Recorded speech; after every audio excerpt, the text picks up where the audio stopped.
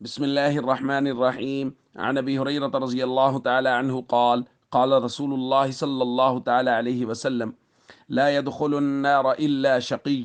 قيل يا رسول الله ومن الشقي؟ قال: من لم يعمل لله بطاعة ولم يترك له معصية. رواہ ابن ماجہ۔ نبی کریم صلی اللہ علیہ وسلم نے ارشاد فرمایا، جہنم میں صرف اور صرف بدبخت داخل ہوں گے۔ صحابہ کرام نے پوچھا، یا رسول اللہ بدبخت کون ہے؟ آپ صلی اللہ علیہ وسلم نے ارشاد فرمایا، جس نے کبھی اللہ کی رضا کے لیے نیکی نہ کی ہو اور جس نے کبھی اللہ سے ڈرتے ہوئے گناہ اور معصیت کو نہ چھوڑا ہو۔ دوستو، یہ بات تو یقینی ہے کہ جہنم میں صرف بدبخت لوگ داخل ہوں گے، اور نبی کریم صلی اللہ علیہ وسلم نے بدبخت لوگوں کے بارے میں بیان فرمایا کہ وہ کون ہیں۔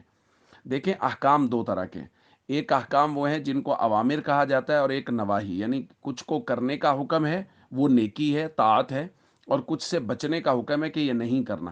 نماز کرنے کا حکم ہے، روزہ، حج، زکوٰۃ، اخلاق اور معاشرت اچھی، یہ سارے کرنے کا حکم ہے۔ اور کچھ ایسے ہیں جن سے بچنے کا حکم ہے، سود ہے، چغلی ہے، غیبت ہے، بد اخلاقی ہے، معاشرے کے اندر لڑائی جھگڑا، ان سے بچنے کا حکم۔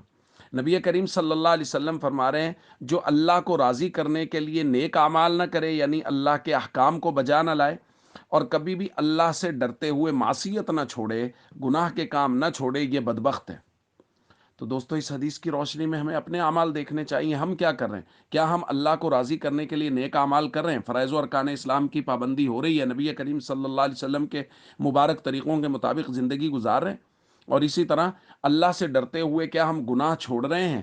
کیا ہم سود سے توبہ کر رہے ہیں، بد اخلاقی سے بچنے کی کوشش کر رہے ہیں، غیبت، چغلی اور بہتان بازی سے ہم بچ رہے ہیں؟ اگر ایسا نہیں ہے تو فکر کی ضرورت ہے، اور اگر اللہ نے توفیق دے رکھی ہے تو اس پر اللہ کا شکر ادا کریں، اور ہمیشہ فرائض اور ارکان اسلام کے پابند رہیں، اور اپنے بچوں کی اچھی اور نیک تربیت کرتے رہیں۔ السلام علیکم ورحمۃ اللہ وبرکاتہ۔